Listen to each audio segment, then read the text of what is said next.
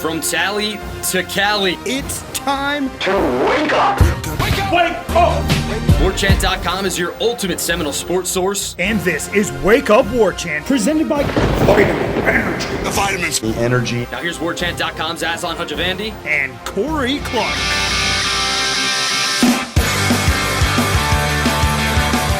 Wake up! It's Wake Up Warchant presented by Vitamin Energy. Coming up on today's show, Rowdy Renegade Express mailbag. People want answers about coaching changes. How did we get here? Corey and I try to answer, and you folks are generating discussion with us, sparked by Cummins. Wake Up Warchant presented by Vitamin Energy, vitaminenergy.com.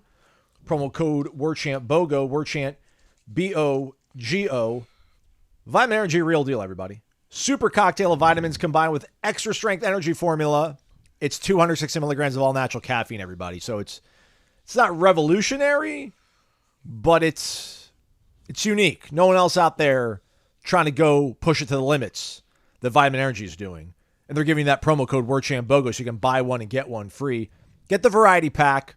Again, I can't tell people, Corey, like what's the best one to take.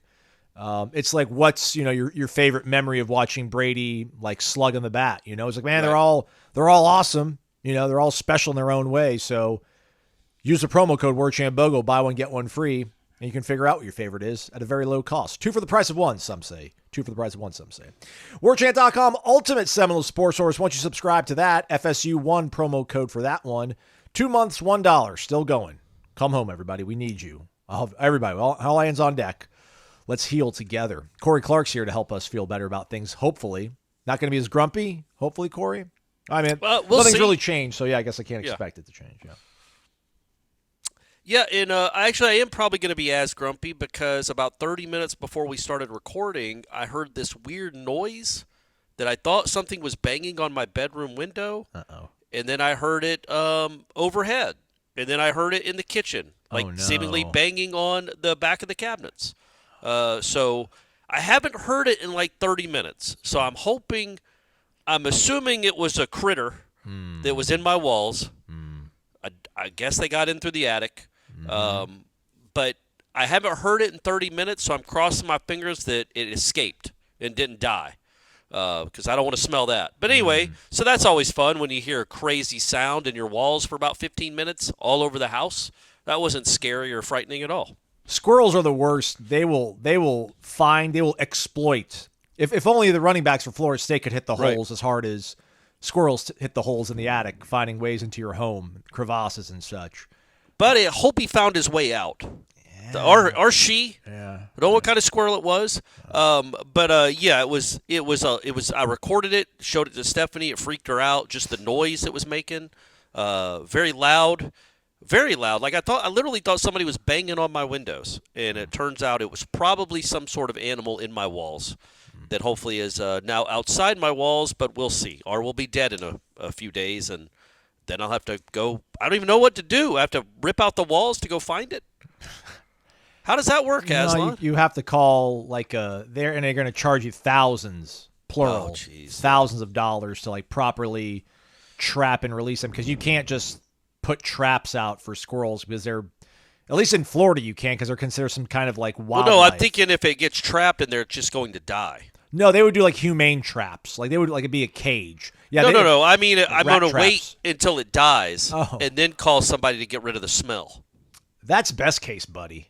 Yeah, you're right. That's best case. It might be a whole family up there living on other animals that are in my house, in my walls, apparently. Well, I mean, you're going to be leaving that house soon enough, right? I mean, let's hope, unless it smells like dead squirrels and we can't sell it. Yeah, let's go ahead and just get right to the fun stuff, everybody. Let's go ahead and fire up the cameras right now. Let's give some stuff away. The whole point of the generating discussion sparked by Cummins, everybody, is to help promote the awesome things that they're doing over on their Instagram page, which is Cummins Lifestyle. Give it a follow. They've partnered with us so that we highlight the best question every single week. Yeah. And every single month, we put all those weekly winners in a drawing, and then we give away a swag bag. So it is time to give away the September winner. We've got a hearty list of people this time around. I think that's 6 in the mix. Look at that. I don't even know how that works with the amount of weeks in a month, but don't ask me. FSU Uncensored, P. Tingler 81, 8 Goldens, Wadata 80, and Neck and Knoll. They will win. One of these fine people will win a Cummins swag bag. let's get right to it and see how it works out with the spinning of the wheel. Winner is Did it. He did it. FSU Uncensored. I will be DMing you. Respond back in kind. Address, preferred shirt size. We'll get the swag bag over to you. Now then, we've got another batch of questions that we've got to get to, Corey Clark. And this is a good one. I feel like we got a lot of like multiple choice kind of questions. Yeah. And this one is no different. So let's go ahead and fire up the generator while I try to fire up this question on the screen. You're such a good guy. Good co-host. It is generating discussion. It is sparked by Cummins. Again, go to Cummins Lifestyle. It's all one word on Instagram. Give them a follow. This comes from TCC99. Shout out. No longer Tallahassee Community College, now just Tallahassee State or Tallahassee College or something cool like that. Anyhow, started listening to the show preseason 2023, became a member before the season started this year thanks to Corey's persuading warchantbogos. Oh, there we go. Nice. First time posting, so here we go. Bye week in full swing and a product on the field that is harder to watch than paint drying. I would like to pose a hypothetical about what would give us more wins through this point in the season. So we got 4 options, Corey. Florida State would have more wins this season if which of the following were to have occurred. 1, Brock Glenn starts since week 1, assuming the premise being that he looks like he did versus Clemson. Number 2, injury-free offense. Okay. Not that one. Number 3, Travis Hunter and KJ Bolden were on the roster. Or number 4, 0 drops through the first 6 games. Looking forward to your guys' opinions and keep up the good work, fellas. I mean, my first thought is number 1, but then I'm like, man, he threw for 200-something yards. They scored 13 points, and he didn't run.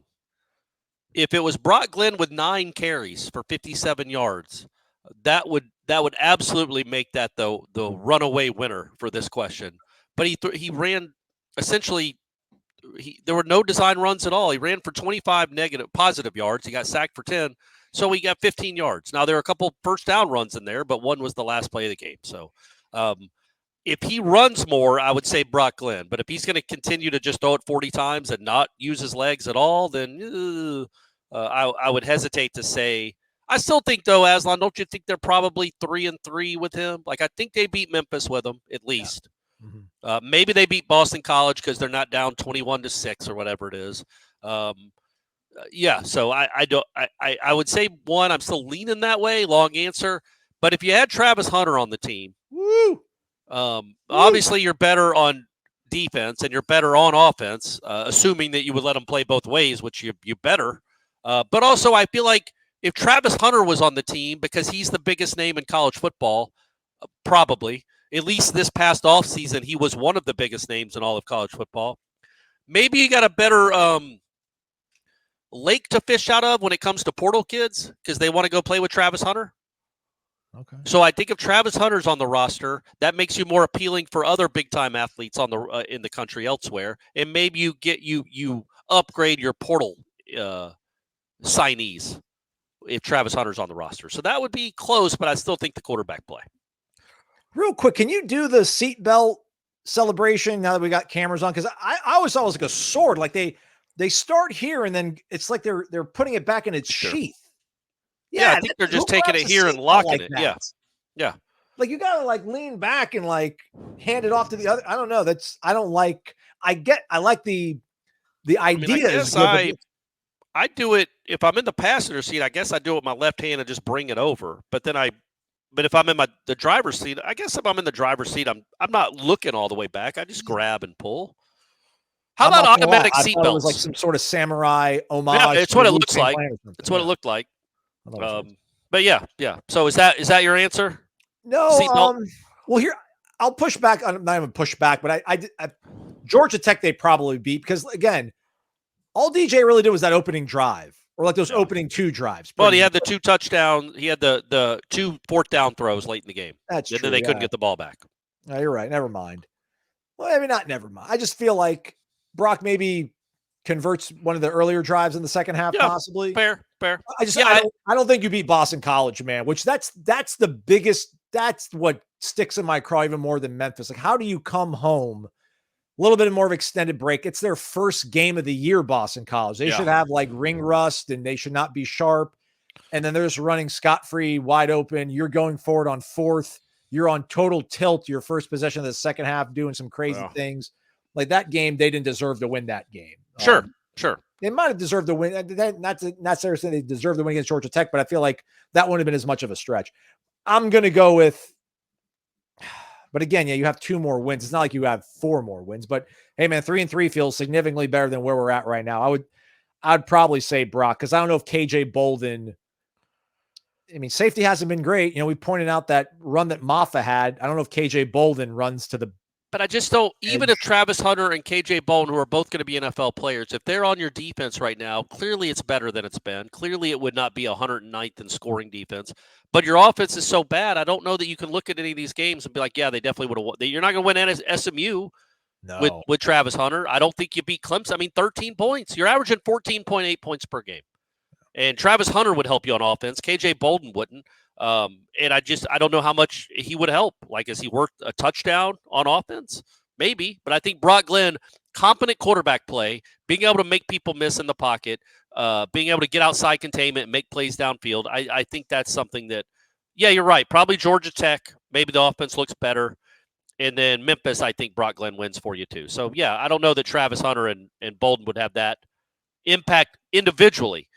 But again, I think there is something to be said for a lot of people wanting to play with Travis Hunter. Maybe Shador would have wanted to come, and then you get the upgraded quarterback. So yeah, that's where it's an unknowable, like what impact Travis Hunter being on the roster would make for other people wanting to play with Travis Hunter.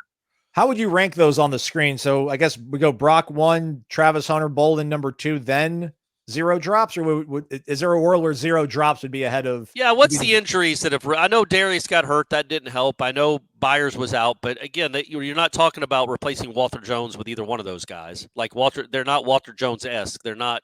Well, Darius got hurt right before the Memphis game, right? Like that was not ideal. Yeah, but I mean, he played in the Georgia Tech and Boston College game. They couldn't run those games either. So I don't know that you could say that if they're completely healthy on the offensive line, or if Roy Dell was healthy, maybe Destin Hill. Destin Hill would be Destin Hill's the biggest injury, I think, out of the guys that have been lost for an extended period of time. And then 0 drops. It's like, yeah, I don't know. Necessarily, I'm trying to think, like, is there a game they win if they don't drop a pass? Yeah, like if it doesn't go Morlock's face, they're still probably not beating SMU, I don't think. Yeah, it's hard to say that they would have. But yeah, that completely changed the complexion of the game. But yeah, I would still, I think Keziah's drop on that screen pass to me was the worst drop of the year, I think. That was a really bad one. That was a really, really, really bad one. And so, yeah, Toafili had a bad one against Boston College. You can't even call it a drop. It just went through his hand. So that's all hurt. But again, it's not like there's a lot of plays out there where you're like even if Morlock catches that pass, yes, SMU doesn't get the ball at the 10, but there's no guarantee. There's actually kind of a guarantee you're not going to go score a touchdown because you don't score touchdowns. Well, you get some points because that would have been like a 20-yard gain. And then but then you're at the 40. I mean, you still got a couple first downs to go get to even get in field goal range. So, again, I'm not assuming that even if Keziah catches that, you're in field goal range. But I'm not assuming you're getting a touchdown. So I would say quarterback play, Travis Hunter, and the other 2 are tied for 3rd. I'll put drops well ahead of injuries. I don't think the injuries. No. Yeah, every team has injuries, and that you didn't lose your starting quarterback. You just quarterback. I guess technically you did, but nobody's thinking they lost the Clemson game because DJ didn't play. So yeah. All right, so 2 more months of giveaways we've got left. Everybody, get involved. Subscribe to warchant.com. Hop in the Tribal Council. Get involved in the Renegade Express and follow Cummins Lifestyle, all one word, on Instagram, please. All right, with some of the fun and hijinks and the gift giving out of the way, let's get down to brass tacks, as they say in the biz here, Corey. Jimbo 11, stupid question, but I got to ask. How did we get to 1-5? Random_John says, guys, how did Norvell go from being able to evaluate talent to, in 1 year, poorly evaluating the portal, putting a center in the game who can no longer snap, bringing in receivers who can't or won't catch, and telling us Darius should be an All-American? How on earth did Mike Norvell let this happen? Seriously, how did he go from brilliant offensive mind to having an inability to teach a run game how to move forward? Please share with us your brilliant insights into Norvell's no longer brilliant mind. And I don't know, Corey, I've developed this projection in my head, this, I don't want to call it maybe like a romanticized Hollywood version of how we got here, to where like I've minimized what the impact of the snub was on the program because I just didn't know how you can possibly quantify it. But maybe it just gets to the point where after that Georgia game, you're embarrassed, like beyond embarrassed, and you're fuming mad. We know the statement he released when they got snubbed, and I mean, it was really strong language in there just about how angry and disappointed he was in the decision. That, I just think you maybe get to a point where you just see red, and you feel like you've done in the past. You were able to evaluate guys, and maybe you kind of, I don't want to say cut corners, but you're just so damn mad. You're like, I just need bodies in this particular position. Let's just get guys that we have a somewhat familiar background with. Like they had recruited Malik Benson, they had recruited Richie Leonard, and maybe they didn't look at why those guys didn't make impacts at their previous institutions, and rather than thinking, we can just make it work, rather than kind of like drilling down and figure out why it didn't work. That's the only thing that I can think of, Corey, that he got lost in the sauce of all that anger, that they went after guys that was too much of a stretch, and then you find yourself in this position to where they're not nearly as effective as you thought they were going to be. Because I think he's as much as he's ever going to admit my bad, I think he did in a couple of those answers the last 2 weeks, Corey, where he admitted that he's the optimist, he's the eternal optimist. He always sees the good in everybody. Adam Fuller also said no coach tells you in the preseason we're going to start the season 0-4. I'm sure there was probably a point in maybe between the spring and the preseason camp where he thought that some of these things were going to be problems, but he just kept pushing forward and pushing ahead and hoping for the best and seeing the best in these guys and thinking they could turn the page and move forward. But I probably just got too far behind in terms of where they were at last year and what they tried to reload with. That you couldn't get to that point. And what could he have told us 2 months ago to prepare us for this without sounding totally defeatist? Well, I don't even know if that's the point. I don't even know if that's the question. Nothing. He couldn't have. I think the point of the question is, how did he get it so wrong? Because he's got to get it right next year. He can't keep screwing this up. And he isn't. You can't come out. Nobody wants a leader to not have accountability, to blame everyone else, and to say it's their fault, not mine, or to throw kids under the bus and say, well, they're not as good as we thought they were going to be. These guys we brought in clearly aren't what we thought that we were going to be. That's on us. We'll evaluate better next time. You don't want to take shots at the kid, but that's the reality. He won't say that publicly, but these guys aren't as good as they were hoping, and that's on them, the coaches, for thinking these guys were going to end up keeping the standard what it had been, or at least close to it, because they spent a lot of money on this roster, man. They weren't cheap. They got a lot of, I know there's a couple of major benefactors, but they got a lot of money from a lot of people after the snub to build that roster again, to make sure they didn't just go quietly into the night and accept their snub and just go back to being 7-6 or 4-8. That was the hope, right? Like they were going to be a playoff contender again the following year. Yeah, man, I think I don't know. It's interesting because, and this is where I am with Norvell right now. There is no bad coach has ever won 19 straight games, and no bad coach has ever won 11 games at two different places. Mike Norvell won 11 games at Memphis, got them to the Cotton Bowl. He won 11 games at Florida State, should have gotten them to the playoff, won the ACC. He's won 2 conference championships. And again, he's a 19-game winning streak in the ACC. So no bad coach has ever done that. The counter to that is no elite, great coach has ever had a season like this in year 5. And that's where he's shown he can be good. He's also shown he can be this. And so, I don't know. To answer the question that Random John had about the running game, no idea. No idea how he could put together running games all his life and then put together this collection of staff and players and think that it was going to succeed, because it is a horror show, and it's all on him, and he needs to fix it. But I don't know if there's anything you could have said in the preseason that would have gotten us ready for this. We wouldn't have believed him. And you don't want to temper expectations. That's not fun. That's not what you want to do to your constituency. It's like, guys, I know you're big Florida State fans and you want us to be good this year. Hold on, because we ain't. That's not something you're going to say in August. So he's an eternal optimist. He thought they'd be clearly much, much better than they've ended up being. Yeah, well, I think that's part of the reason why we got to how did we get to 1-5? Where just you believe that all this you were going to be able to figure it all out, make it all work, despite what you saw maybe on film from where they were. Maybe didn't make as many calls as you had in the past. And listen, man, maybe just the portal was not nearly as robust as it has been. With maybe it was just a really top heavy portal this season. I haven't gone back and looked at everybody on the sheet, but those guys picked other places that were. I mean, like Caleb Downs obviously had a landing spot. And you didn't get that caliber of player, so that's how you end up. Well, and again, when you strip away everything else, the quarterback was a horrible decision. The quarterback decision, and again, this is not all on DJ because DJ has not been helped by anything. But if you knew your offensive line was going to be this bad, which he should have, but he didn't. When you have an inkling that your offensive line and your running game is going to take an enormous step back from what was just an average running game last year, you can't bring in this kind of quarterback. You've got to bring in something else. And that was a huge miscalculation and a misstep that's going to end up costing people their jobs. That is how bad that decision was. So at the end of the day, it doesn't all come back to the quarterback because that implies that it's all DJ's fault when in reality it's the person that got him to sign. So it's all Mike Norvell's fault. But his biggest mistake, by far, was the marriage of his offense to this quarterback.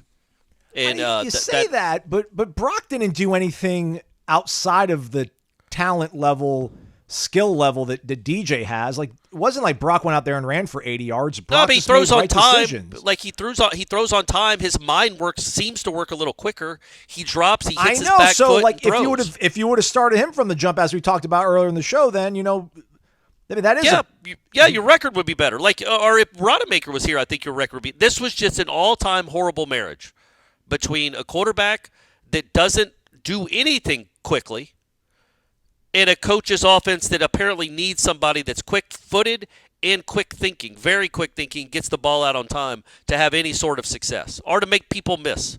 And it just was a square peg in a round hole, and it didn't fit. And it's going to end up costing coaches their jobs. So that was an all-time horrible portal signing. Not that DJ couldn't succeed anywhere else. This was an awful fit for him.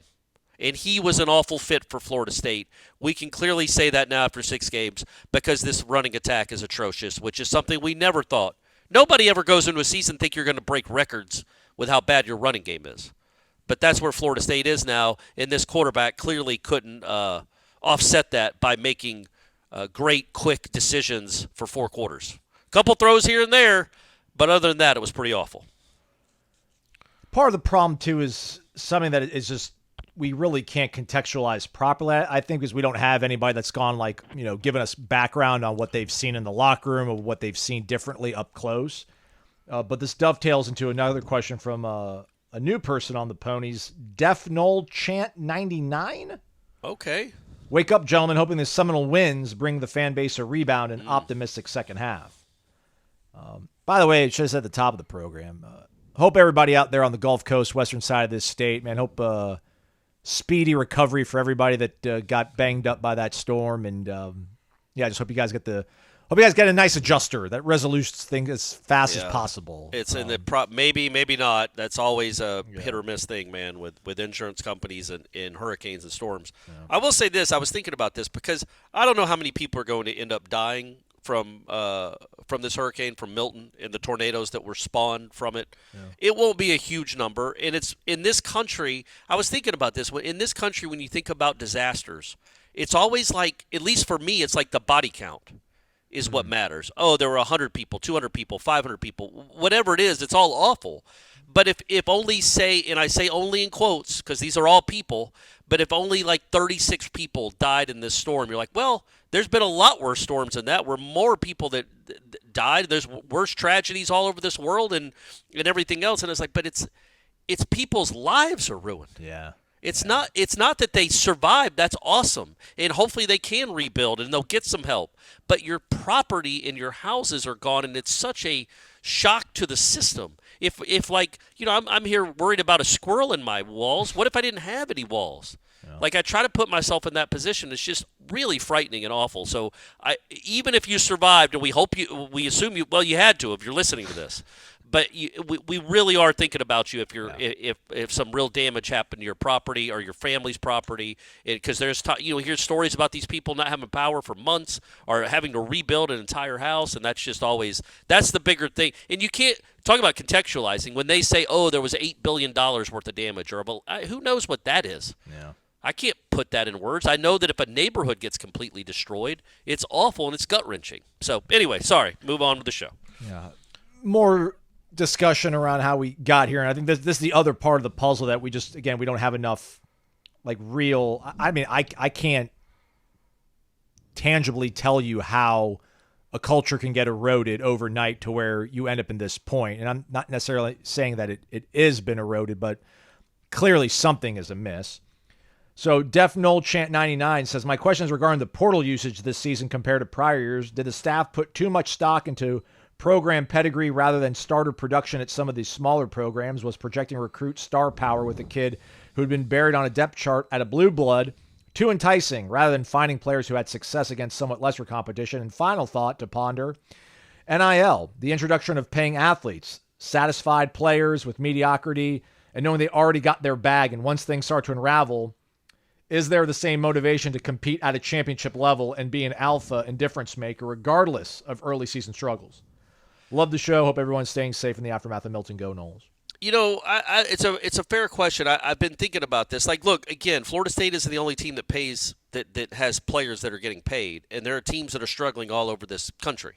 And also there are players at Georgia that are still playing hard, even though they're getting paid. But that is a good question about if you're making some money and your team is 1-5, what is the motivation to get to 2-5? What is the season's already a wrap anyway? So what is your motivation? And I think you in a weird way you have to hope that, let's, for instance, these defensive linemen, all four of them think they're going to be in the NFL. They might all be in the NFL, but let's use Darrell Jackson as an example.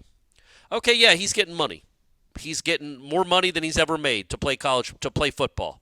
But it's not life-altering, life-changing money. It's 1 year, and then it's a wrap. You hope he's so selfish and individualistic-minded to know that, man, I've got to put some stuff on tape. I've got to play well so I can play this sport for the next 10 years and make millions of dollars. Not just, I don't know, 80 grand or 120 grand, but millions of dollars. Because that you hope, even if they're not worried about the team anymore, if you just completely tank the rest of the season, if you're Patrick Payton and you decide, you know what, I'm just not going to play hard anymore. I'm not saying that. The kid blocked a field goal the other night. I do think he plays hard most of the time. He had a couple bad moments, but he does play hard. But if he decides, you know what, I'm getting my money now, this season's a wash, I'm going to be in the league in 8 months, I don't need to play hard, I'll just kind of loaf. No, you won't be in the league, big dog. You think these NFL teams aren't going to watch how you act when you have a little bit of money, and you think they're going to draft you in the second or third round and give you a lot of money if they're worried about your motivation once you have money? You see that if these guys can't play hard because they're getting paid, then what in the world is an NFL team going to do with them?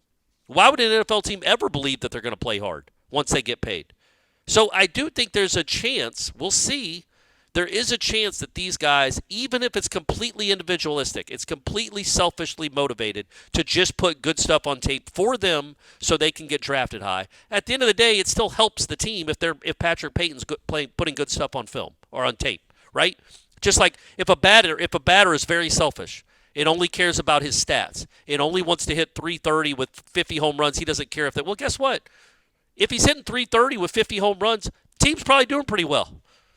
So you hope that the motivation, even if it's selfishly motivated, and they don't care that much about the team. None of these guys have done enough. Not one person, maybe Azarie, not one other person on the entire team has done enough to guarantee them a high draft pick status in May.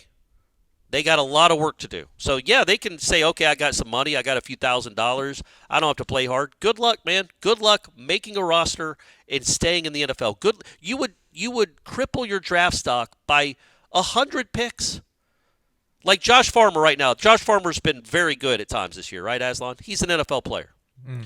Let's say right now, with the way he's played lately, which has been pretty good, he gets doubled a lot, blah, blah, blah. He's going to be the 71st pick in the draft. Well, man, if he just tanks the next 6 games of the season, doesn't play hard, only plays 11 plays, doesn't seem to be trying, puts together a lot of loafs on film, he goes from the 71st pick, I don't know, to the 160th pick. Like, you're costing yourself a ton of money if you go out there and look lazy and loaf and don't care. So I do think that could be a motivation. That was a long answer. No, I don't totally disagree with the premise, but I just feel like it's a more subtle thing. I don't think it's loafing. I don't think it's a lack of trying. It's like the Rocky III corollary where, like you have all this money, you're out car shopping, you're out getting new veneers, like you're doing all this other stuff. You're not watching film as often. You're not maybe working out. I mean, you still have to get your days logged into the weight room and things like that. I don't think it's like a lack of trying, but just like that edge where it's like, man, this is all I have is football. I need to do my absolute best so I can get into the league, get as much money as I possibly can. I know that's what you're saying, that like you should still have that mindset because you don't have enough money to totally just kick back and relax. But I just think could be enough there. It could be enough there just to make you, like, I don't know if complacent's the right word, but just you can still go out and give your all, but maybe your just all is not nearly as good as it was last year when you were hungry. The whole thing, like whatever, hungrier dogs run faster. When you're eating really well and you got a nice car and you got all these cool toys and you've got $30,000 hanging from your neck, maybe just not nearly as... It's very short-sighted then, and I have not gotten the impression yet. Collectively, that defense, I didn't think played hard or well, nearly as hard as it did against Cal the last 2 games, collectively. But as individuals, you don't see, like, sometimes they're just not good enough. They don't have a lot of great players on that side. I do think the defensive linemen, for the most part, are trying, and that should be the strength of the team. It's not an overwhelming strength, but I do think that could be a strength. And I think what I would be more concerned about when it comes to something like this is, say, one of those guys gets 3 tackles for loss in the first half. Well, then you could be like, well, all right, we lost, but I had a good game. That's all I'm caring about now, which is a problem. You don't want people to be satisfied because they had good games even in a loss. But if they had a good game, that's helping you. You know what I'm saying? So it's really I do think they're going to, even if it's just trying to put up numbers, that's going to be good for Florida State in the long haul if they have guys that are trying to put up numbers. But, yeah, I don't think they're going to care as much about a loss. That is something that you have to fight when you have a bad team. Losses become accepted. They become normalized. Clearly this team is used to it, so they're not avoiding them. So that's what you wonder about when you're in the throes of a horrible season like this, is just accepting losses as they become easier and easier. But I think overall, individually, just like I know people are worried. I know DJ Lundy is out now, and you worry like maybe when are other guys that are big time prospects, big time in quotes there, going to shut it down. I don't think any of these guys have reached that point where it wouldn't hinder them. Like if Azarie said, man, I'm done. I put enough on film. This team isn't good. I'm going to get ready for the combine. All right, man, great. NFL teams, that's going to be a huge mark against you that you quit on your team. And again, I'm using Azarie as an example. There's nothing out there that he's going to do that. Man? I wouldn't expect him to do that. Isn't absolutely. Maybe the next iteration, because sitting out bowl games was quitting on your team. But yeah, you can explain that away. It's one game. It's not that important. But then you get into this part where, like, there's a playoff. You're not going to be in the playoff. There's only the playoff to play for now. So even why continue your season out? If you've got like an injury, all these guys can say, Josh Farmer could quit tomorrow and be like, man, my hand was busted up. I went out there and gave everything I had for 3 weeks with a sprained wrist or like 2 broken metatarsals or whatever. I had to do what's best for my family. Like if they want you and they see something in the 7-8 minutes of film that they've cut up, I still think they'll take you. I don't think it's nearly the scarlet letter we like to think on the outside it is. I mean, if you were running a team, and I'm using Azarie just because he's a big name. If Travis Hunter quit tomorrow, I'm still drafting Travis Hunter in the first round. That is the anomaly, dude. That's Travis effing Hunter.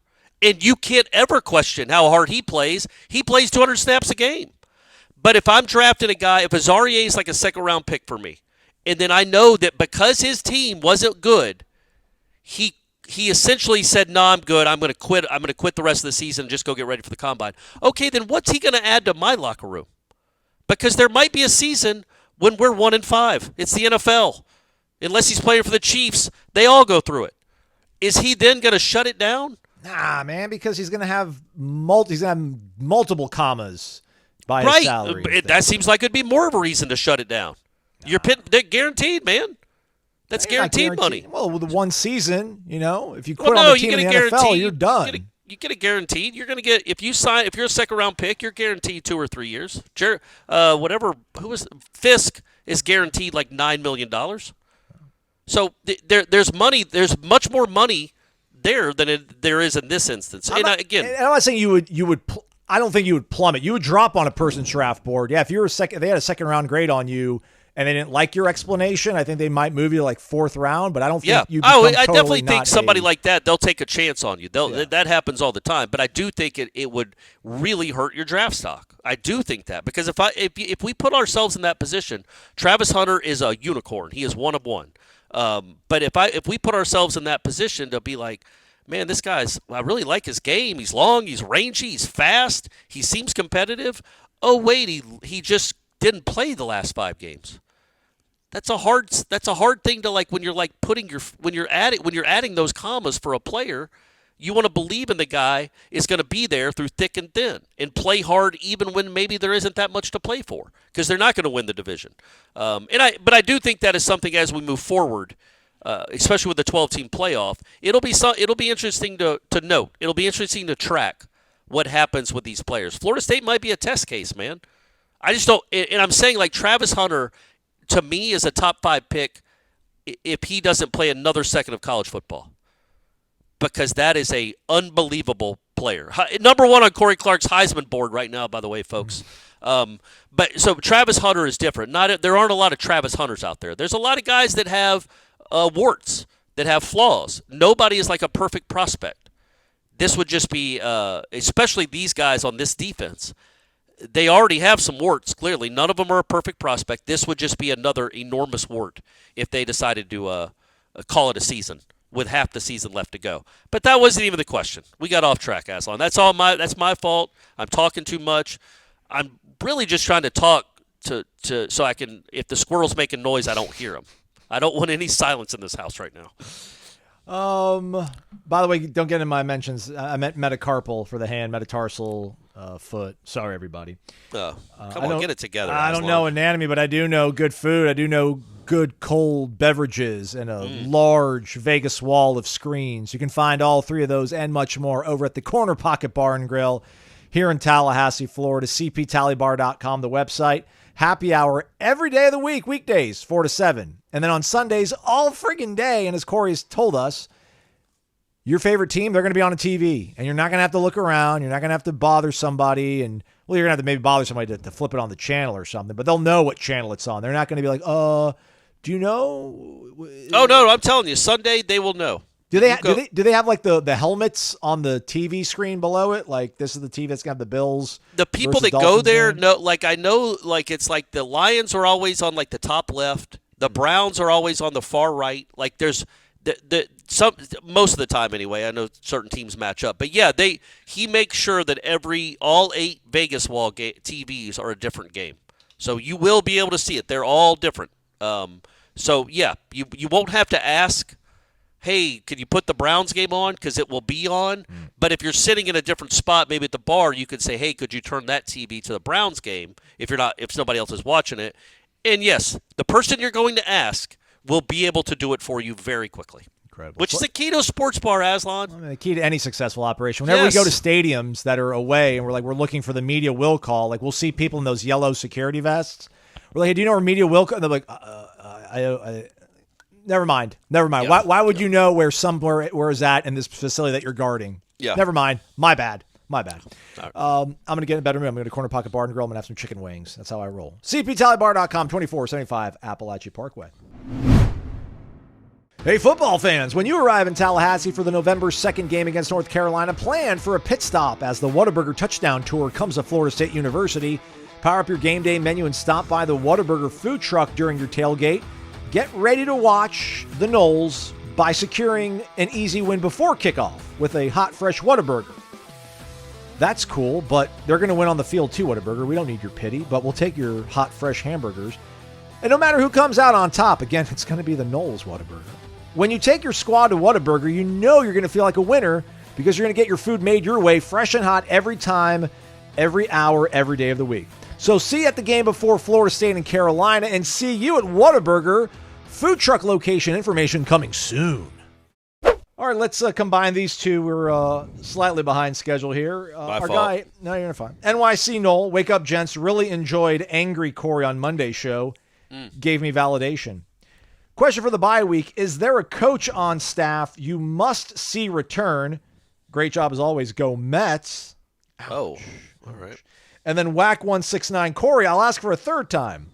Over under coaching changes at the end of the year. 3.5. Thank you for expressing how I felt on Monday's Wake Up. I enjoyed the honesty. Okay, so that you're welcome. So for that one, I think now, Aslan, as we sit here, I'm allowed to change my mind if they go on a 6-game winning streak. This is not a freezing cold take. But as we sit here on whatever today is, August 11th, 12th, I would say over 3.5. And to the other question, no, I don't think there's one coach that absolutely has to come back, which is problematic. Yeah, not great at all, really. Because there's nothing redeeming about this team, really. There's, most teams, it feels like there's, even in the lost decade, there were still some of those Mickey defenses, like in the early aughts, that were cranking out NFL talent. That you're like, man, if they just had a quarterback, or if they just had this or that.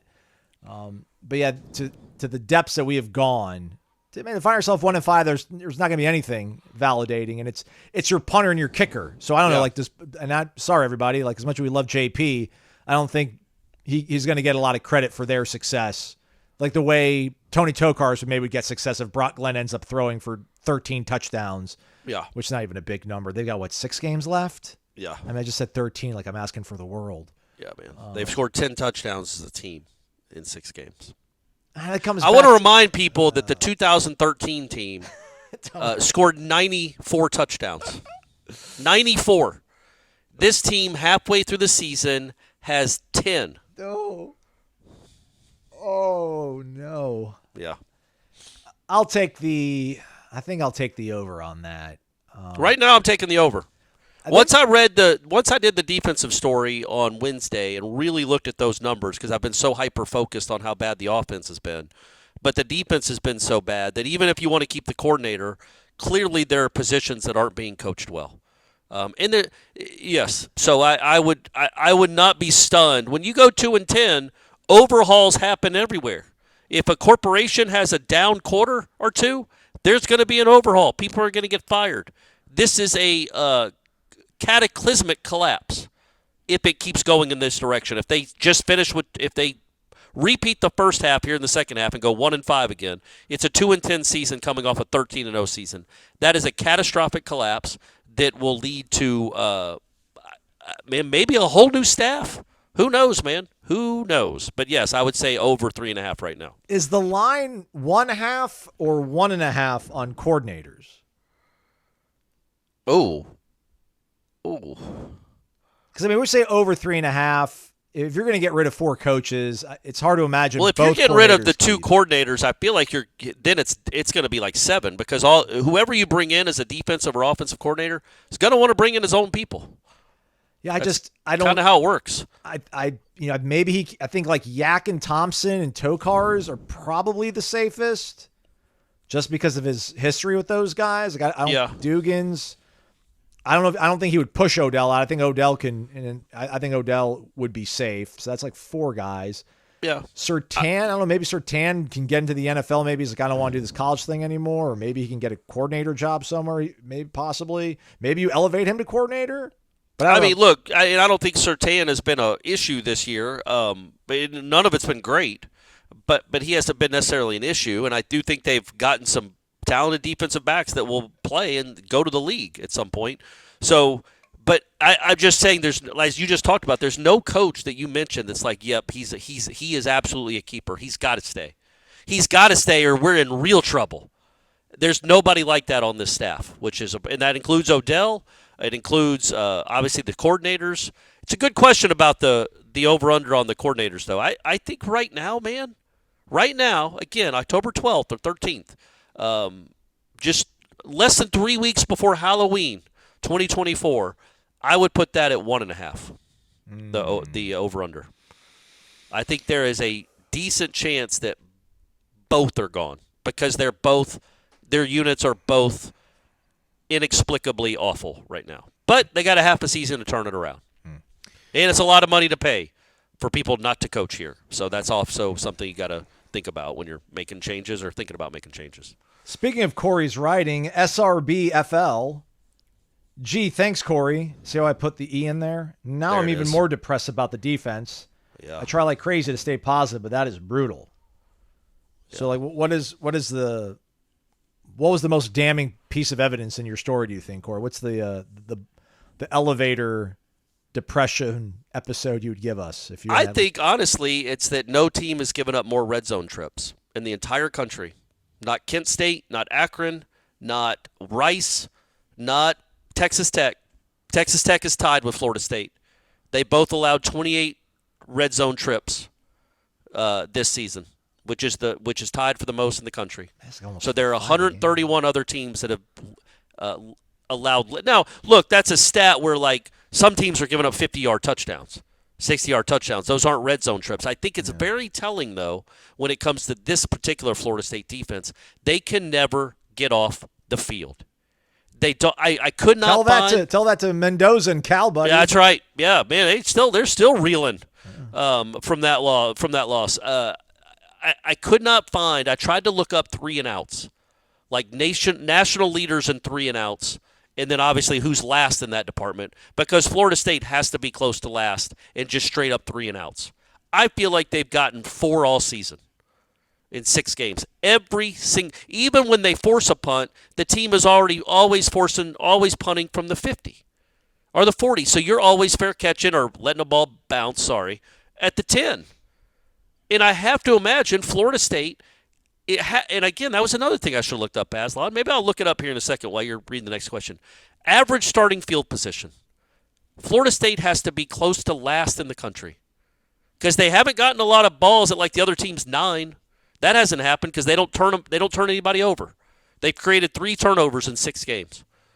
But I think it's the red zone trips because it's just indicative of how bend and break, but how bendy this defense is.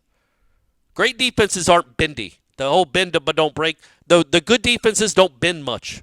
This one bends like a rubber band, like a slingshot. It's impossible for this team to ever get off the field quickly. It just doesn't seem like that ever happens. Even against Cal, they had 400-something yards.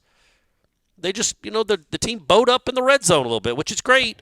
But how about a 3-and-out and your team gets the ball at their own 39-yard line? Wouldn't that be a nice change of pace? So then they can at least get a couple of first downs and be in field goal range. But no, with this team, because they always start at their own 16, they get a couple first downs and they're still nowhere close to kicking a field goal.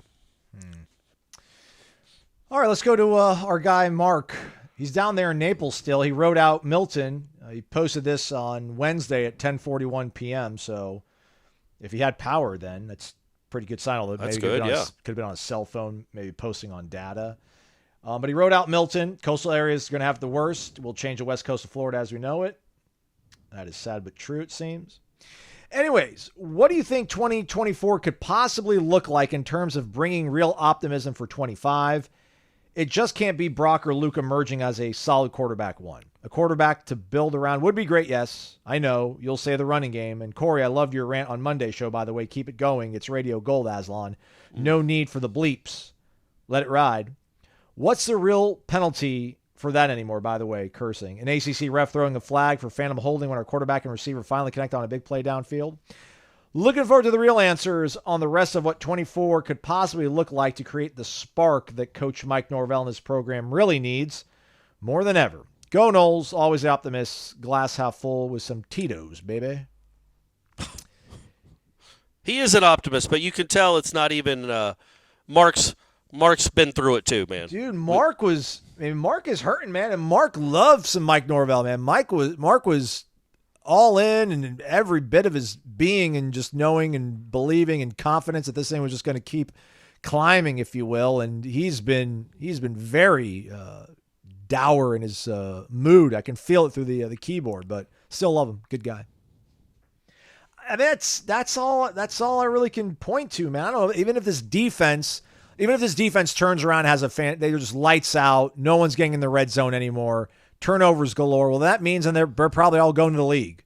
You know, it probably means like Peyton and Farmer are gone, and Azari is probably going to be gone. Then if this like defense turns it on, so I'm not saying root for the defense not to be great, but it has to be quarterback. I mean, quarterback just stabilizes so much, and how much better does Brock have to get from the Clemson game? I don't know, but he's going to have to. I don't think that was – I think we all had a really weird grading scale when it came to judging how Brock did in that game, but we did see enough good that you figure if he just gets marginally better over these next 6 games and you have a more than serviceable quarterback in this conference, and I don't know if you would even try to push it and find somebody better. I think you might just count your blessings that you finally hit on a quarterback from the high school and then just focus on getting what you can around him to be more productive. But again, we'll just see how the portal looks. You know, again, there's collectives now everywhere. Like every school that matters has a collective and has a front office department, personnel department that's probably going to be able to, you know, get a better understanding of who needs to stay and who they can keep around. You know, I think part of the Trey Benson, I don't know, I need to look at the timeline on this, but I'm sure the fact that Mario left helped out. I mean, I guess Mario could have taken him to Miami if he really believed in him, but, you know, if Dan Lanning is still there, maybe he, you know, if he was the guy that was there in 2019 or whatever, or 2020, you know, maybe he looks and says, all right, like, I believe in this kid. I know he's hurt. Let's keep him around, guys. I know it's weird asking for money for a guy that's not played in a year, but he's going to be all right. Let's keep him around. I don't think that kind of infrastructure was around most D1 programs in 2021 coming out of those seasons to retain the important pieces. So we'll see if the portal is going to be flush with talent. But, yeah, I don't know. Sorry, long rambling answer as I try to give Corey time to find some defensive data. But, yeah, I mean, I know that's not an acceptable answer for you, Mark, but it's got to be quarterback, man. That's all I got. Yeah, it's you've got to know who your quarterback is, whether it's Brock or Cromanhawk or Trevor Jackson or somebody else that's out there. There's no excuse for your quarterback play to be this bad, where literally you played 6 games in no offense to Brock, because I did think he played better. I think there was an upgrade, but you've lost the quarterback battle 6 straight games. You're 0 for 6. Dare I say, most teams, if they have the worst quarterback and the worst quarterback play in a game, typically they're probably going to lose. And, you know, they're 1-5. I think Mendoza was better than DJ, but DJ hit the one throw to Ja'Kai. Well, he had a couple throws, but that was a really nice one. But, you know, I just think that you can't be this mediocre at quarterback. And if you could get Brock like the Brock you got against Clemson, if we project that to against a normal defense like a SMU or a Memphis or a Boston College, you would think that would translate into more points, more yards, and all that with the way he played against Clemson. So let's see what it looks like against Duke, moving forward, North Carolina, all that. But if you get that kind of play out of Brock, that's decent quarterback play. No, it wasn't special, it wasn't incredible, but it was certainly a step up. But you've got to. I don't know if you need special, man. I don't know if you need. No, I don't think you do. But you got to have, like I've said, I think the baseline is all ACC caliber, all ACC third team or better. That's what Florida State should be doing every season. And if you do that, you're going to have a chance to win some games. I mean, there's 17 teams in this conference. I don't think you have to be one of the 3 best. Sure you do. You're Florida State. Yeah, I mean, you don't have to be. Yeah, you don't have to be to be good. You're right. You don't have to be good. But it would, if you have one of the 3 best quarterbacks in this conference, it guarantees a pretty good offense, right? Right. Yeah, and that's going to guarantee wins. So that's my point. It's like that's a fail-safe. Get one of the best quarterbacks in the conference. You are going to win more games than you lose. When you have the worst quarterback play in the conference, or at least there in the discussion, you are going to lose almost all your games. Everything else sucks too, though. It's not all the quarterback. You could have a program that's good enough to overcome bad quarterback play. But you don't. And the reason I brought up quarterback... And I couldn't find it. You okay. would think average starting field position is it your wouldn't be that hard to find. Your boy Femral's got that kind of stuff, I feel like. You would think, but I can't find it on his site either. I can't. His stuff is too highbrow for me. I can't figure out my way around it. And I'm sorry, Mark. Like I didn't mean to answer the question with the response that you disqualified, but that's the only reasonable expectation. You could say they throw Lucas Simmons out there and he just starts locking down the left side and like, okay, we have our left tackle of the future. I just don't see that happening. Yeah. Again, like, they gave Andre Otto a chance because they thought he looked better in practice and had earned it. And, injuries had opened up the door for that. And you see the way he played. So if they feel that within week 6, he's far enough along to put him in the game, and that's what he looks like, think about where the guys that aren't in the game right now are. But I guess I get it as well. Everyone's, Brock was sitting behind this guy for 5 weeks and comes out there and looks a little bit more comfortable, a little bit more sharp. So I understand that. In the same vein, we go to our guy Bradley Moss. Wake up. Lots of talk about whiffing in the portal this year, so I'm glad you guys covered it on Wednesday's show, but that got me thinking about 25. I know it's hard to project since we are going to, or rather... I did find it, Aslan. Nice. God. Florida State is 116th in the country in starting field position. They average having to go 74.6 yards every time they get it. So they're 116th in the country. Right behind Pittsburgh, right ahead of Liberty. Yeah. And then also, Jeff pointed out in the SMU Warchant report, at that point, their third downs were averaging like 8 yards. Yeah. They were averaging like 3rd and 8. Yeah. That's just not great. Anyhow, back to Bradley Moss, thinking about 2025. I know it's hard to project since who we are going to get from the transfer portal next year is still TBD, as well as losing some current players. But who do you feel that is on the current roster is going to be our best players next year, and most importantly, guys who are actually going to produce? And also, why, when we suck at running the ball, do we try to run it on 1st and 2nd down, especially 2nd down every time? What's the definition of insanity? Make it make sense, guys. I don't know about that one, but let's think about people we can... I think Hakeem, Cryer, Landon Thomas, Cryer, as Corey said. One of the quarterbacks. Yeah, I think Brock. Yeah, or Cromanhawk. I think both of those guys probably have the ability to be leaders. Whoever's the starter, I think will have some leadership quality to them. On the offensive line, probably. No idea. No idea on either line of scrimmage. Well, Daniel Lyons is probably going to come back, but it's not Eddie Goldman. It's right. Come back in 14 or something like that. Yeah, that's a huge problem. I do think Quindarius and Joseph. I know, but lines, right? That's what helped. Yeah, on the line of scrimmage, you don't. There might be some guys that are those guys. We just don't know because they haven't gotten to be on the field yet. But yes, the line of scrimmage, again, when it comes to what's returning, I like some of the skill guys. I think McCoy, Moore, like we said, Landon Thomas, Mekhi Danzy, Cam Davis, maybe. These guys, I think, can make plays. I think they're the core that can maybe lead this team out of this hole, but only if you get yourself some real players on the line of scrimmage. One way or the other, either they're on the roster and develop them better and quicker, and let's see what they got over the next half season, or figure out another way to get them on the roster. But I just think the line of scrimmage is where, no matter what happens at quarterback, I'm still going to be worried. Even if they go out and get, if somehow Cam Ward gets another year and it's like, I'm taking it to Tallahassee, I would still be worried about what's going to be blocking in front of them, and on the other side of the ball, who's going to be on the defensive line. Because right now some of these guys might come back. We'll see. I don't think only Darrell Jackson, I think, is the only one that has to go, that is out of eligibility. But I could be wrong there. I'm always wrong when it comes to eligibility with these kids. COVID's got me all screwed up. When are we out of the woods on that? I don't know. Maybe when the Miami kid is done with his 11th season of college, we'll be through with all this. Yeah, you tell me. Malik Benson can't get another year. That kid's in year 9. So I guess junior college seasons count as seasons.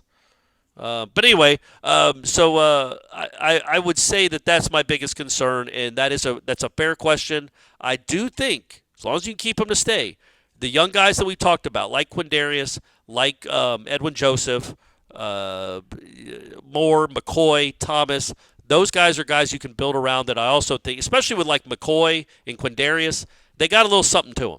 Cryer, too. They got some leadership stuff to them. Nicholson might as well. I'm always impressed with Cryer when I hear him talk, that I think those guys might be the leaders of the future. Man, real quickly, I looked at the 3 top interior offensive linemen in the portal this past cycle.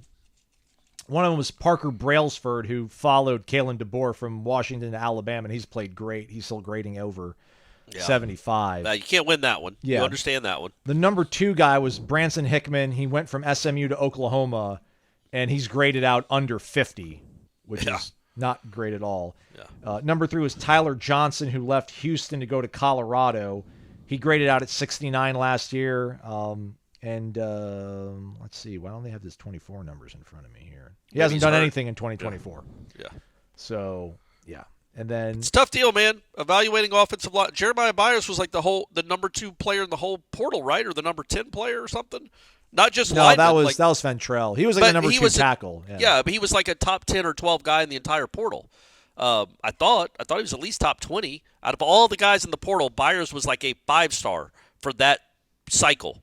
And again, he has not been horrible. I actually like the kid as a person. Number 12, you're right. Number 12. He's number 12 overall prospect. And he has not played like that. Nope. I don't know the names around him, but I would assume some of the names around him have had bigger impacts at their new schools than Jeremiah Byers has. But he started on a ACC championship team. It's just he has not been like a dominant force like I think people were hoping. Yeah, it was him and the kid from Rhode Island, Johnny Cornelius, who went to Oregon. He's actually been really good. It was like they wanted him. I mean, Florida State wanted Cornelius. I don't know if he visited, but they did want him, and they couldn't get him, so they got the next best thing. And next best thing, I don't know, was actually worked out. But it's also hard. That proves, like you said, the 3 guys from this last cycle, 2 of them haven't been good. Offensive line remains the hardest one to evaluate. Which is nuts. I mean, they're playing it's apples to apples. I know. They're playing you would think. Power 5 football. You're watching it on film. But it's hard. It's the hardest to evaluate still. I've given my body up to science to a certain degree here, Corey. So I put on my Mando before the live show on Wednesday. Did the live show, which I perspire when I'm doing the program. Want to be at my best. Went to sleep. Woke up. Went to the gym on Thursday, came back from the gym on Thursday. It was at hour like 24. It smells like daisies, bro. Oh, okay, man. Not daffodils? Yeah, you're right. Better. Always, Corey. Always one up in me. Yeah. Well, I don't know. I don't know if daffodils smell anything at all. I know daisies do. So, man, either way, though, that sounds like a compliment. Yeah. It sounds like a ringing endorsement of what you put on your body. Strong yet subtle. It's not overwhelming. Again, like I said, when I hop in the shower, it's going to come off quite easily. It's vegan. There's no parabens, and there's no something else with a P, like phthalates. I don't know. I can't pronounce it, but it's something you don't want to be smearing into your body. So thanks for that, Mando. And Mando's paying it forward and thanking you folks for giving him a chance by giving you the promo code WARCHANT when you go to shopmando.com. So it's MANDO, shopmando.com. Promo code WARCHANT. 40% off a starter pack. Okay. When you use that promo code. Starter pack's got all kinds of goodies in there, not just deodorant, but also the body wipes, which I'm going to start carrying that in my gym bag or leave it in the car. The drive from here to Jacksonville. Need to freshen up before I see the lady sometimes. So Mando's got you covered. Shopmando.com, promo code WARCHANT. 40% off. What? All right, let's get to the rest of these. We'll go to our guy Winkles. This season, best described as earth-shattering, ship-sinking, plane crash, universal collapse, car wreck. I don't know, boys. I got nothing. The whole season just stinks like a turd on a hot Tallahassee Monday afternoon. My buddy used to say, this smells worse than a trash can left out in July. Okay. And I was like, oh, that's a good one. Because in Florida, we know how that goes. It was weird that he specified the day of the week. I know. As if Mondays smell worse than a Thursday. That's right. So I didn't quite get that, but yeah, it's that's an apt comparison. It's a stadium implosion. It's like this beautiful. You built this beautiful thing, like it had all these great memories in it, all these great games and moments. You created this with what you did last year in 2022, and beating the Gators the way you did, and beating Oklahoma in the way you did in the bowl game. and then it's a perfectly nice stadium, it seems like, and then all of a sudden you hit a button and the whole thing blew up. Yeah. It's record time. It's like going from the 2014 to 2020. Right now, like 2020 happened right after 2014. That was obviously a gradual decline. 2015 was a little worse than 14. Obviously, 14 was worse than 13. 16 was worse than 15. 17 was a pretty big crack, and then your coach left. And then 18 and 19, it just kept plummeting until you got to 2020, and you're like, good grief, what has happened to this program? Florida State skipped all those 5 years. It just went straight from awesome to good grief, what has happened to this program in record time. So, congratulations, coaches.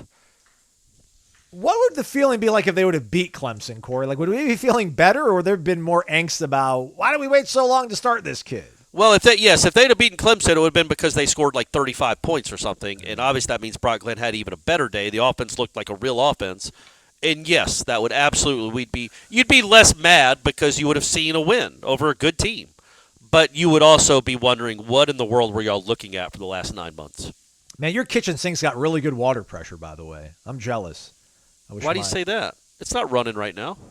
What is that? Is there wind? No, Stephanie's cooking some, what are you cooking? Cajun orzo, and she's got it in the steamer pot right now, getting ready. So nice. That's what you hear. Or it could be the squirrel. The squirrel might be peeing in the walls, and I can't hear it right now. Are you going to make Brady go in the attic and look around and see if he can find any? If he was in Tallahassee, I would absolutely make him do it, but he's not, so I can't. Oh, it's the Tallahassee house. Yeah, it's the Tallahassee house, buddy. Oh, okay. Yeah. Yeah, man, that's the thing. I'll never forget when Michael was approaching an 18, Tallahassee, like they sent out like an alert, and they were like, one of the most magnificent, majestic things that makes Tallahassee is our lush urban forest, and that also makes us vulnerable to these tropical storms. I'm like, no, I'm not. Let's start lopping these trees off so squirrels can't jump into our roofs and get into our attics and they don't start collapsing. And listen, I'm pro-environment. I'm pro-environment. Cool. I love trees. Yeah, they're not. I mean, it's not cool not having AC when it's 90 degrees out. I'm not saying cut the trees down completely, but let's make like a 3-year plan here. Apparently, they're going to be spending billions with a B to put these power lines underground. How about we just leave the power lines where they are, and let's just start going around and trimming these huge branches that are woven between them. Just my idea. City planner Aslan. Yeah. That could be your platform that you run on. And again, I love trees. Pro-environment, Aslan. Pro-environment. I want to leave something good for the kids. Yeah. But, I mean, we don't need all these limbs dangling around. This is the best question of the day, but we've already given him an entry into the swag bag for Cummins. And I don't know if did he win? Did Alan Chief win? He won a week, but I don't think he won one of the swag bags. But this is my favorite question. It's not one that we can really go on and on about, but it's the last one of the day, so we made it. Wake up, he says, a bye week is a relief, a pause in the misery that is this season. So with no game to consider, I've been trying to understand this unpredicted and unprecedented season, and I have a theory. And since conspiracy theories are rampant in our daily conversations, yes, what is one more, right? Last season, when asked about the new helmet communication coming in 24, Mike Norvell said he preferred the current mode of signaling in from the sidelines. Made me go, huh. So maybe in previous seasons we were really, really, really good at understanding what teams were going to run, and now we aren't. Could be that. Could be the bad quarterback play, lack of blocking, running, catching, and tackling, but who knows? That can explain the situation. If I can add a little piece of tinder to the fire there for the conspiracy, go back and I probably should cue it up, but that would take too long. We got to go. It's been a long show already. Get on the YouTube machine, everybody. Go search Bill O'Brien, Florida State press conference. I don't know how many times he spoke to the media before the game, but I know for sure there was one media availability he had. It's on the Boston College YouTube page where he was interviewed and he was asked about how come, how was practice today? Looks like you guys decided to do it all indoors. Why did you decide to do that? And he's like, first off, I'm not going to tell you why we decided to do that. And I was like, huh. And when I heard that in the moment in September, when I'm like, well, that's weird. I'm like, is he trying to say that Florida State's sneaky, and then we've got eyes everywhere in the nation looking at practices? Right. I don't think that's the case. But if we want to go conspiracy theory where Norvell's like, yeah, I don't like this helmet communication. I like the way it used to be.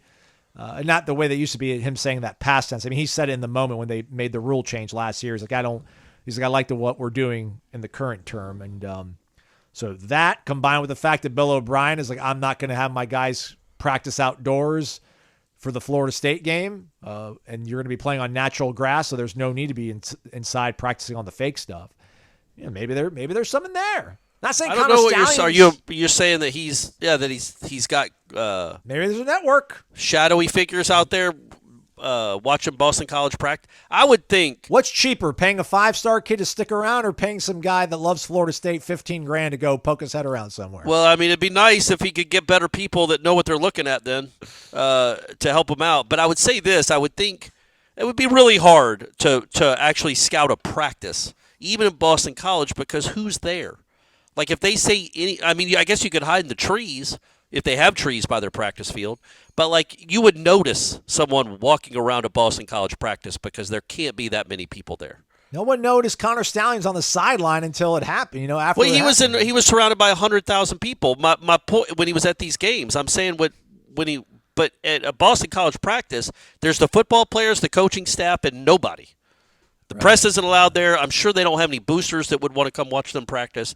So there's nobody there. So somebody would be like, who's that rando with the binoculars? Let's go see what he's up to. I would just think it'd be hard to scout the Boston College practice. I do think there's something there, though, maybe about just the communication. Like, it hasn't helped being able to talk to the quarterback as much as he gets to talk to the quarterback. Well, yeah, that hasn't helped us out, that's for sure. It just hasn't helped at all. Like, it does kind of – the guys that can teach it from Sunday to Friday and get the quarterbacks on the same page or understand what they're looking at very quickly and teach it very well, I think they get hurt by this communication because now you really just have somebody in the box that can talk to you or on the sideline that can talk to you for 25 seconds as you're looking out over the defense. And there's no critical thought that has to go into it from the quarterback perspective because the coach can tell him, bang, bang, bang, bang, this is what you have to do. And clearly that's not working out for Florida State. Maybe they had more of a schematic advantage when quarterbacks of other teams had to retain all the stuff they learned throughout the week. Now you don't have to retain that much because the coach is in your ear telling you exactly what to do with 15 seconds on the play clock. Maybe Jordan got out at the right time. Yeah. Remember, he got them in the right play 90% of the time? Yeah. And that's good coaching. That goes back to good coaching. Like when you see this, you flip to this. You don't have to do that now. So everybody got on the same level. Maybe that was one of the advantages. Like it's like Magic Johnson's one of his great advantages was he was a point guard at 6'9". Well, what if every team had a 6'9" point guard? All of a sudden, he's not able to post up a 5'9" guy or a 6'1" guy anymore. So it's kind of maybe it leveled the playing field in not a great analogy, but it's been a long show. It's the best I can do, guys. I don't know where you're going with that. Well, just that you might have had a real schematic advantage with the way you prepared. I understand that. I just don't understand how my boy Irvin got into the conversation. His biggest advantage was his height over other point guards that were 6'2". But if he was playing a bunch of 6'9" point guards, that negates one of his biggest advantages is his just overwhelming size. He'd still be good, but he wouldn't be as good because the whole world is full of 6'9" point guards. You know what it is? I'm not afraid to say it. Magic Johnson is a poor man's Scotty Barnes. I'm editing that out of the show. How dare you? That was a joke. How dare you? Hey, Scotty's making more money. No, he's not. Magic's got $1 billion, so he's a good businessman too, so my bad. Horrible analogy all the way around. Love Magic. Didn't like that Winning Time show on HBO. Thought it was a little bit crazy, too far out there. Didn't watch it. Yeah. But I do love Magic. Great basketball player. Was really fun through my childhood. Hey, do you want to do a show next week? You want to binge watch that True American Story, the Aaron Hernandez thing, and just do a whole podcast on that? No. How horrible does that show look? It looks awful. And the crazy thing is Dominique Foxworth, who I like, is a writer on the show, and he retweeted the trailer, and he was like, this looks like a really great show. This looks like maybe the best show ever. You really should watch it. And I thought he was being totally sarcastic. I'm like, this show is horrible. I can't believe this is making on air. And I'm like, oh, no, that was him trying to humbly ask you to watch a show because he's a writer on it. It is. Yeah. I've seen just clips. Just seeing the trailer, I'm like, this looks horrendous. It looks bad. It looks bad. I will not watch it. I've already seen a documentary on him. I think I listened to a podcast about it. I don't need to know anymore. He's not that interesting of a person. No, he's not. What are we doing? He's not. It is funny to hear, not funny, but insightful to hear what his teammates thought of him at his two places. But other than that, what a complete and utter thug. Had a great life. Or no, he didn't, but he could have had a great life, blessed with all this talent, and just randomly kills a guy. And then gets killed himself. Did he got killed in prison, right? Or how? I thought he killed himself. Or he killed himself. Yeah, well, either way, I guess that happened, but I forgot how his ultimate demise. But yeah, not a great person, not a great human being, as it turned out. All right, we're done for the week, everybody. I would watch an A&E 10-part series on Tebow, though. Anyone? All right. I watched the Wise Guy documentary on the Sopranos, by the way. Good rec. Yeah, good it's rec. good. Yeah. Rec. All right, we're done. I think there might be some Cameron programming, some JCS programming out there in the Warchant TV universe. Go seek it out if you do. You feel obligated? Not obligated to, but if you want to keep hearing about good stuff, right? Good content. That's what we do on warchant.com. We'll be back on Monday. So there won't be a press conference this coming week, everybody. They're playing on a Friday night in Durham, North Carolina. Corey Clark carrying the flag for Warchant in the battle. Shout out. That's right. They'll practice Monday and Tuesday, and we don't really have a game to talk about on Sunday for your Monday program, but that's me talking out loud, trying to produce in my head. So I'm going to stop talking. We'll figure it out. We'll still have a college football weekend we can discuss. Oh, great weekend, dude. Yeah, real quick. Texas beats Oklahoma in Red River. Yeah. Handily. Yeah, maybe by a lot. I think Tennessee is going to beat Florida, but I think it'll be closer than we maybe expect because Tennessee always struggles in that game. Maybe their offense isn't quite as good as we thought it was going to be. But, good games all around. Colorado-Kansas State could be a good game. Ole Miss, LSU, I think, take the over, even though I don't know what the line is. And Oregon, Ohio State, that's going to be a real clash right there. Hey, and for Florida State purposes, I'm telling you guys, root for Ohio State to win by 40. Okay. You just want one power in that conference right now. It's going to make everything look more enticing for them to go grab some more. And upset special, take the Trojans straight up against Penn State. Okay. All right, Aslan. I might do that. I might put a little money on the money line for that. Good call. All right, we're done for real this time. Thanks so much for listening, everybody, for another week of this stuff. Yeah. I know it hasn't been great on the field, maybe not that great on your ears sometimes, but we appreciate you folks tuning in. It has been Wake Up Warchant, presented by Vitamin Energy. VitaminEnergy.com, promo code warchantbogo. Have a great weekend, everybody.